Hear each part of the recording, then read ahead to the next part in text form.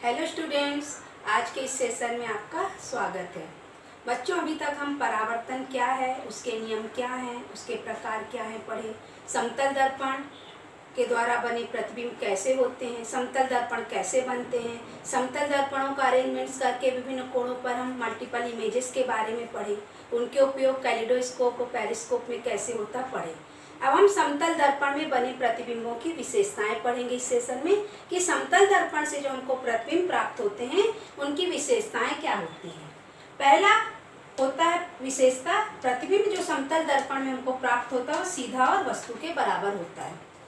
सीधा का मतलब है जैसे हम ऐसे खड़े हैं तो हमारा जो प्रतिबिंब बनेगा ऐसे ही बनेगा। चेयर रखी है, उसके पाए नीचे है सतह पर, फर्श पर, और उसका पीठ का जो हिस्सा बैठने का ऊपर है, तो मिरर में भी वो ऐसा दिखेगा, यानी कि पाया ऊपर हो गया और सीटिंग का जो उसका सीट होता है वो नीचे हुआ।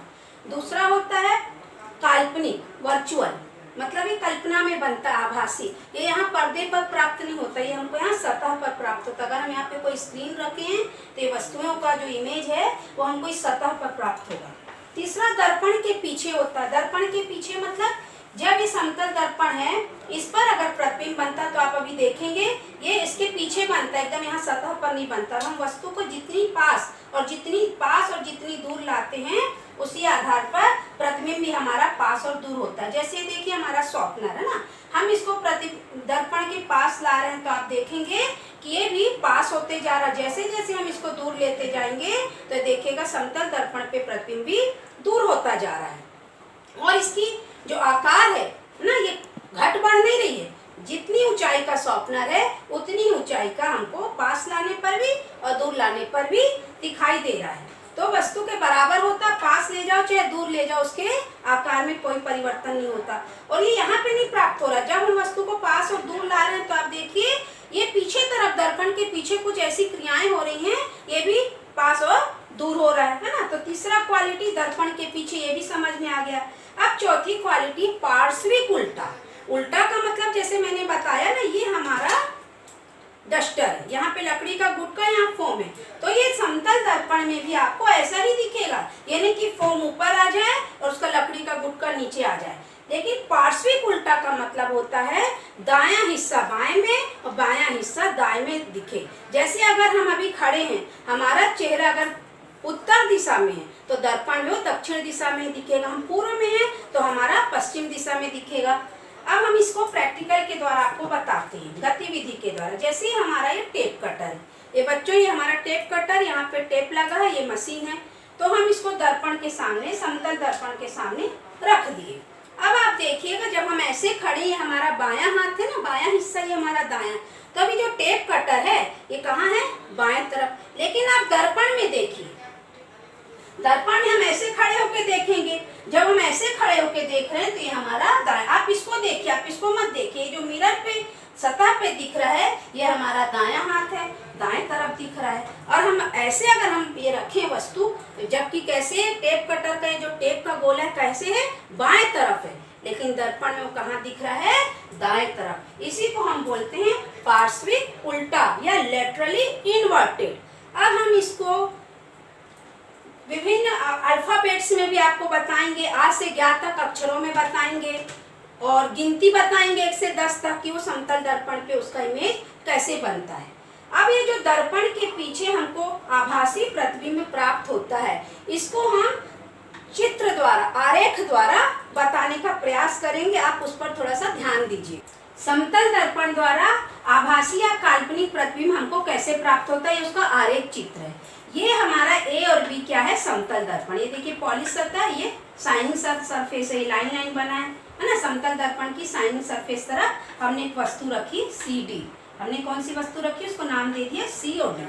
अब सी और डी से प्रकाश की किरणें निकलेंगी, मतलब उस पर जो प्रकाश पड़ रहा है वो उससे निकलेंगी टकराकर। हर वस्तु पर हम जानते हैं सभी दिशाओं से प्रकाश पड़ता है और सब दिशाओं में बिखरता है। तो अब ये जो सी बिंदु है, इससे प्रकाश की किरण निकली और इसकी सतह पर आपतित हुई, तो ई आपतन बिंदु हो गया।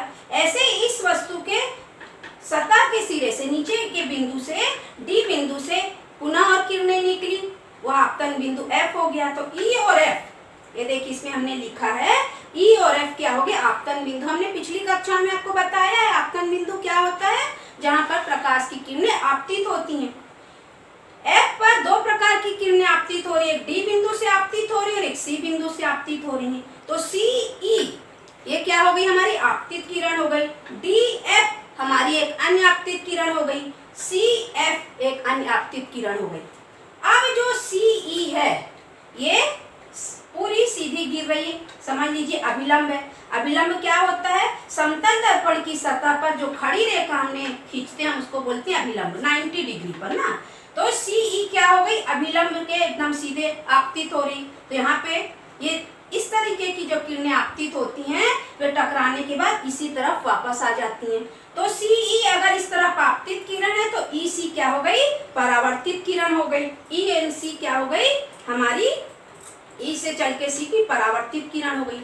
ऐसे D और F एक अन्य अभिलंब हम बताए DF, ये भी अभिलंब के बिल्कुल उसी सीधे में आपतित हो रही है, तो ये भी यहीं से परावर्तित हो गई। इसको हम बोलेंगे FD, अपवर्तित परावर्तित किरण। अब एक है CF। CF क्या है, अभिलंब के साथ कुछ कोण बनाते हुए आपतित हो रही है। हो गया हमारा यहाँ पे आपतन कोण, है ना, ये हमारा हो गया आपतन कोण I, और यहाँ से परावर्तित होके निकल रही हो गया परावर्तन कोण R, है ना। ये परावर्तित होके इसको बोलेंगे FG, परावर्तित होके निकल गई, I बराबर R हो जाएगा। अब हम इसको पीछे की ओर मिलाने का प्रयास करेंगे, दर्पण की इसी ओर, जैसे हम दर्पण कैसे खड़े हैं मिलाने का प्रयास करेंगे, क्या ये हमको कहीं मिलती प्रतीत होंगी। ऐसे हम पीछे की ओर बिंदु बिंदु करके बढ़ा लेते, देखिए हम बढ़ाते जाएंगे लेकिन ये कहीं नहीं मिलेंगे। अब ये है दर्पण के पीछे की, दर्पण के पीछे की चीज मतलब जैसे ये सतह है इसके पीछे, जैसे हम अभी आपको करके बता रहे थे पीछे की चीज। अब हम इसको कल्पनाओं में यहाँ पे आभासी रूप से मिलाने का प्रयत्न करेंगे। हम इस रेखा को इधर आगे बढ़ाएंगे दर्पण के पीछे, और ये वाली किरण है जो अपरावर्तित किरण है FG, इसको भी हम इस ओर बढ़ाने का प्रयास करेंगे कल्पना में, और ये इस बिंदु पर मिली। अब इस बिंदु पर हम सीधी रेखा खींच देंगे, ये हो गया हमारा वस्तु का प्रतिबिंब प्राप्त हो गया, और इसको हम C1D1 बोल देंगे। ये देखिए C1D1 वस्तु का प्रतिबिंब। ये वस्तु सीधी जैसे देखिए एरो का चिन्ह ऊपर है वैसी हमको प्राप्त होती है। अब हम F और D की दूरी नापेंगे और F और D1 की दूरी नापेंगे, तो जितनी ये आएगी उतनी ये आएगी। हम वस्तु की लंबाई को नापेंगे तो जितनी वस्तु की लंबाई आएगी उतनी ही वस्तु की लंबाई हमारी इधर आएगी। आप चाहें तो हम इसको आपको मार्कर से पॉइंट करके बता सकते हैं। ये देखिए हमने यहाँ पॉइंट बनाया, अब इसको हम यहाँ पे नाप के दिखाते हैं आपको। देखिए तो ये जो वस्तु की लंबाई है और प्रतिबिंब की लंबाई देखिए बिल्कुल सेम आ रही है। तो मतलब है कि वस्तु दर्पण के पीछे जितनी दूरी पर आगे रखी रहती उतनी ही दूरी पर दर्पण के पीछे हमको प्रतिबिंब प्राप्त होता है, और उतना ही बराबर प्राप्त होता है। हम इस वस्तु को ऐसे ऐसे सरकाते जाएंगे ना, अगर ऐसे ऐसे और इधर, तो ये प्रतिबिंब भी हमारा और इधर दर्पण के पीछे सरकता जाएगा। तो हमें समतल दर्पण पर वस्तु के बराबर प्रतिबिंब, आभासी प्रतिबिंब और दर्पण के पीछे प्राप्त होता है। ये तीन विशेषता प्रतिबिंब की हमने आरेख द्वारा, प्रैक्टिकल द्वारा जान ली। अब हमको जानना है पार्श्व परावर्तन, उसकी भी हम आपको गतिविधि बच्चों अब हम पार्श्व परावर्तन को गतिविधि के द्वारा पढ़ेंगे। लेटरली इन्वर्टेड कैसे समतल दर्पण पर अल्फ़ाबेट्स या इमेजेस बनती हैं। हमने यहाँ पे कुछ अल्फ़ाबेट्स, कुछ शब्द, कुछ नाम लिखे हैं, उनको मिरर इमेज देखिएगा। जैसे मैंने यहाँ पे, आप अभी इसमें मत देखिए, आप इसमें देखिए, मैंने लिखा, आप कुछ पढ़ पा रहे हैं, क्या है, नहीं पढ़ पा रहे ना। अब इसी शब्द को यहाँ पे देखिए तो पार्श्व परावर्तन पूरा दिख रहा है आपको। यही होता है लेटरली इन्वर्टेड या पार्श्व परावर्तन का गुण समतल दर्पण द्वारा। अब यहाँ पे मैंने भी कुछ एक व्यक्ति का नाम लिखा है, एक बच्चे का नाम लिखा है ना। अब यहाँ पे कैसे कैसे लिखा है कुछ हम पढ़ नहीं पा रहे। ऐसा अल्फ़ाबेट हम नहीं पढ़ते, ए हम पढ़ते हैं, यू हम पढ़ते हैं, लेकिन ये अल्फ़ाबेट पता नहीं कैसे नहीं समझ आ रहे। अब आप उसको समतल दर्पण पर देखिए, इस मिरर पे देखिए, SUJAL पूरा दिख रहा, मतलब सूजल, है ना। अब इसका ये हो गया। अब ये हमने यहाँ पे लिखा है तो आप देखिए यही नाम हमने इस एस को यहाँ पे स्टार्ट किया तो क्या नाम हो गया, हमको मिरर पे क्या दिख रहा है, लाजस।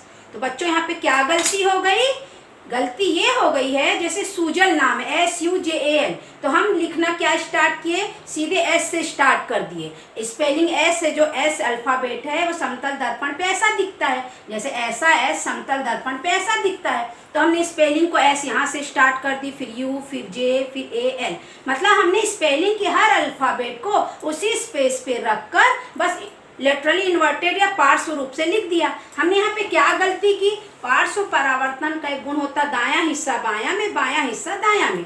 स्पेलिंग में जब हम सुजल की स्पेलिंग लिखते हैं SUJAL, तो हमारा जो S है वो कहाँ है, बाएं तरफ है, L कहाँ है, दाएं तरफ।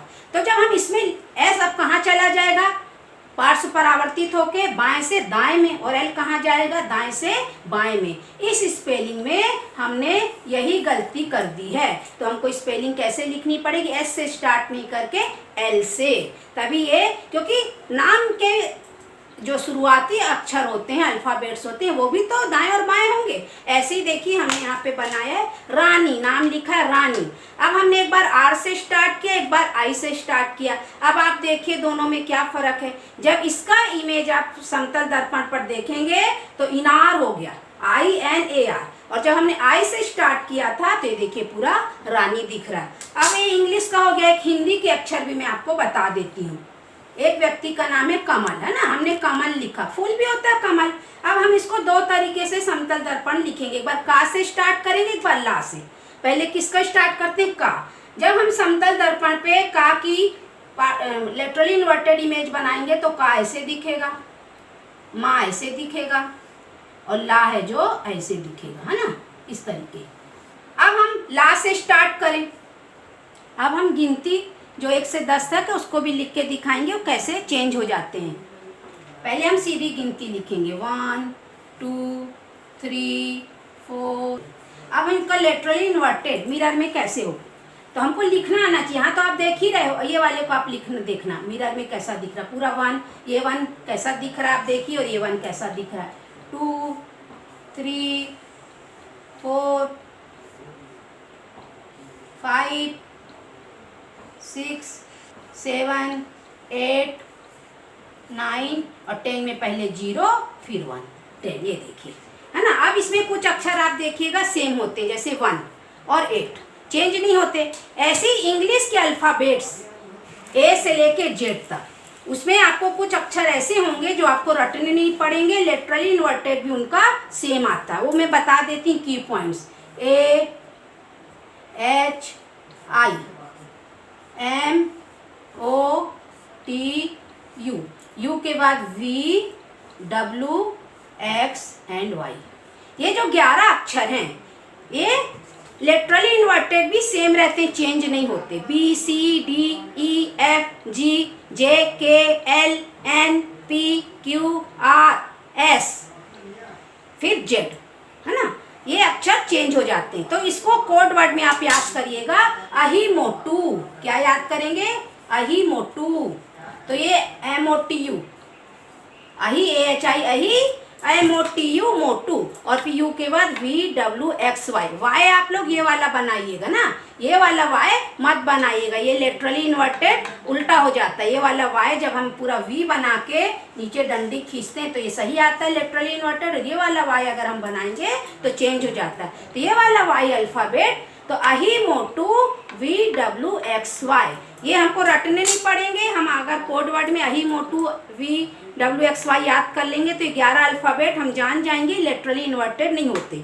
अब बच्चों इसका एक उपयोग, पार्श्व परावर्तन का हमारे दैनिक जीवन में एक बहुत अच्छा उपयोग है, एम्बुलेंस। आप जानते हैं एम्बुलेंस क्या होती है ना, मेडिकल फैसिलिटीज़ के लिए एक वाहन होता है जिसमें बीमार व्यक्ति को जल्द से जल्द हम हॉस्पिटल पहुंचाते हैं ताकि उसको सुविधा मिल सके। जब वो रोड पर चलती है तो ट्रैफिक होता है तो सायरन बजाती है। आप देखना एम्बुलेंस में एम्बुलेंस की जो स्पेलिंग कैसे लिखी रहती है। अब आप पढ़िए ये स्पेलिंग, आप जब बोर्ड में इसको पढ़ेंगे तो आप नहीं समझ पाएंगे, लेकिन आप यहाँ देखेंगे तो पूरा समझ में आएगा। इसमें भी वही है, एम्बुलेंस की स्पेलिंग होती AMBULANCE। तो अल्फ़ाबेट को आप A यहाँ से स्टार्ट नहीं करेंगे। अगर आपने यहाँ से स्टार्ट कर दिया और इन्वर्टेड लेटरली इन्वर्टेड करके तो स्पेलिंग चेंज हो जाएगी ना। तो ये गलती आप बिल्कुल नहीं करेंगे, यहीं से स्टार्ट करेंगे, दायां बायां बायां दायां, ए को दाएं तरफ ले जाएंगे, ई को इधर।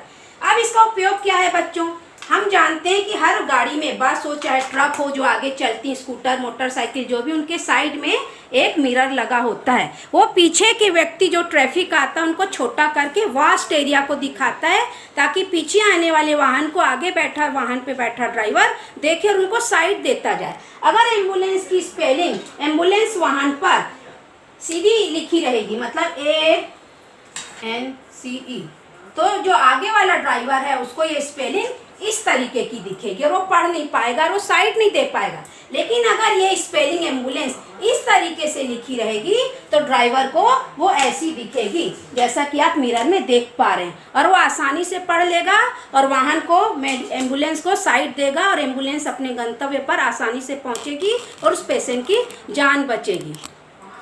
आज का हमारा लेसन यही समाप्त होता है। उम्मीद है बच्चों आप लोग को समझ आया होगा। फिर भी कोई कंटेंट अगर समझ में नहीं आए तो आप कमेंट बॉक्स पे कमेंट करिएगा और अच्छे से वीडियो देखिएगा। Bye bye.